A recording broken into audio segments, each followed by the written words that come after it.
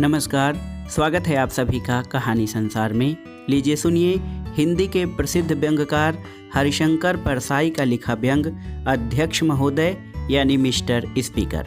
दोस्तों, यह राजनीतिक व्यंग का बेहतरीन उदाहरण है। तो आइए शुरू करते हैं।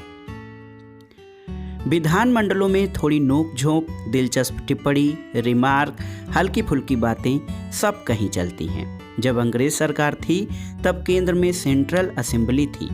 इसमें बड़े जबरदस्त लोग थे।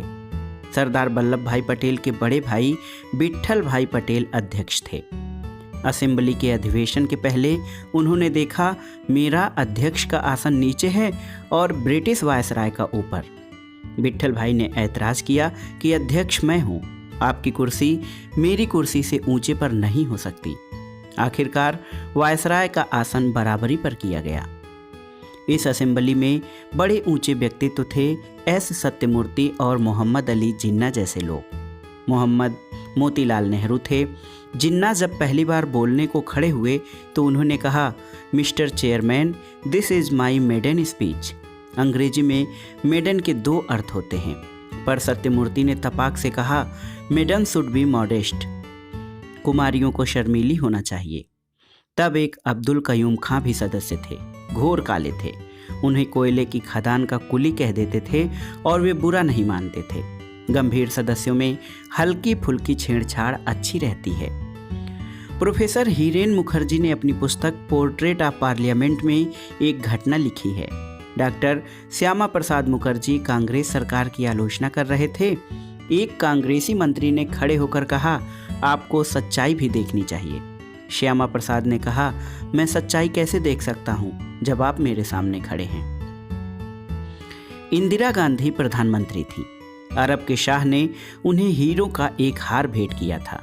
ऐसे उपहार व्यक्तिगत नहीं होते, वे सरकारी खजाने में रख दिए जाते हैं।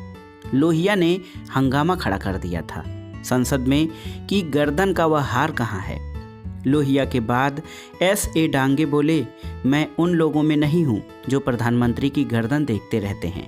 मैं उनकी गर्दन के ऊपर देखता हूँ कि उनके दिमाग में क्या है। फिर डांगे दूसरे विषय पर बोले, हमारे यहाँ आम शिकायत है कि हमारी विधायिकाओं का स्तर बहुत गिर गया है। लोग याद करते हैं पंडित नेहरू के ज़माने की संसद की और आज के संसद की गिरावट पर चिंतित हैं। नेहरू के समय जो संसदीय मर्यादाएं थीं वे अब भंग होती गईं और संसदीय आचरण में लगातार गिरावट आई। एक कारण यह हो सकता है, पहला कि दूसरी संसद में तथा विधानसभाओं में वे लोग थे जो स्वाधीनता संग्राम में भाग ले चुके थे। वे समर्पित लोग थे, त्याग भावना उनमें विशेष थी।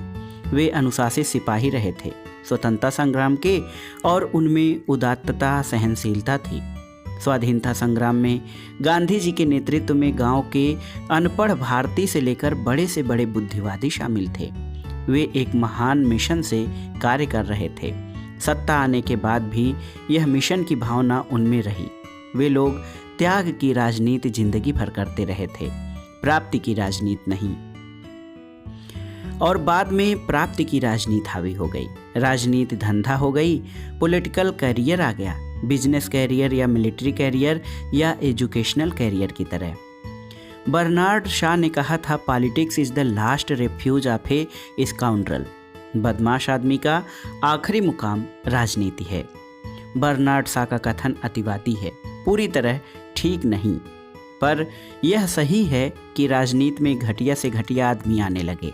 पॉलिटिकल कैरियर दूसरे देशों में भी होता है, पर उनकी जीविका का साधन दूसरा होता है। राजनीति उनकी जीविका नहीं होती। हमारे यहाँ राजनीति देश सेवा और धंधा दोनों हो गई। इन धंधे में किन गंदे तरीकों से धन कमाया जाता है यह सबको मालूम है। जैसे यह सब जानते हैं कि तबादलों का मौसम राजनेताओं के पैसा कमाने का मौसम है। और फिर हमारी चुनाव पद्धति ऐसी है कि पहले उसमें धन आया और फिर अपराधी आए। धीरे धीरे बढ़ते बढ़ते ऐसा आज हो गया कि विधानसभा की सीट जीतने के लिए 15-20 लाख रुपए और 2000 किराए के गुंडे चाहिए। बिहार की नेकनामी है कि यहाँ हर नेता के पास अपराधी गिरोह होता है, काला पैसा होता है, लुटेरे लूटते भी हैं और चुनाव प्रचार भी करते हैं, धन भी बांटा जाता है, तेरा तुझको सौंपत का लागत है मोर। सदनों की कार्रवाई का हाल ये है कि राज्यसभा के भूतपूर्व अध्यक्ष डॉक्टर शंकर दयाल शर्मा रो पड़े थे। इतनी हुल्लड़, अनुशासनहीनता और अराजकता। एक बात कही जा सकती है, ये हमारे समाज के प्रतिनिधि हैं, इस नाते समाज में जो हो रहा है नहीं करें तो झूठे प्रतिनिधि होंगे। मगर ये हमारे माननीय सदस्य पान के ठेले पर खड़े होकर और चाय की गुमटी में घंटा भर बैठकर लोगों की बातें सुने। वे क्या कहते हैं, उनकी शिकायतें क्या हैं, उनका दुख दर्द क्या है, यह भी सुने कि वे अपने भाग्य विधाताओं को बहुत गाली देते हैं। सदन की बैठक शुरू होते ही काम रोको के 4-5 प्रस्ताव जरूरी भी और गैर जरूरी भी। फिर बात बात पर रोक टोक, बहिर्गमन, अध्यक्ष को चुनौती, घूंसे तानकर एक दूसरे पर झपटना, अध्यक्ष के आसन के सामने इकट्ठे बैठ जाना, कोई कार्रवाई नहीं होने देना। देश की समस्याओं पर विचार कम, एक दूसरे की उखाड़ने की कार्रवाई अधिक। उनकी एक अलग छोटी सी दुनिया है। सदन में वे अपनी ही प्रतिध्वनि सुनते हैं और खुश होते हैं। बाहर की ध्वनियाँ वहाँ नहीं पहुँचती। एक तो राजनीति में अपराधियों का प्रवेश और उनकी प्रतिष्ठा, दूसरे सांसदों और विधायकों की ये अराजकता। संसदीय लोकतंत्र के लिए खतरा बढ़ रहा है। तो दोस्तों, कैसा लगा हरिशंकर परसाई का लिखा व्यंग अध्यक्ष महोदय? हमें कमेंट बॉक्स में ज़रूर बताइएगा। व्यंग सुनने के लिए धन्यवाद दोस्तों। नमस्कार।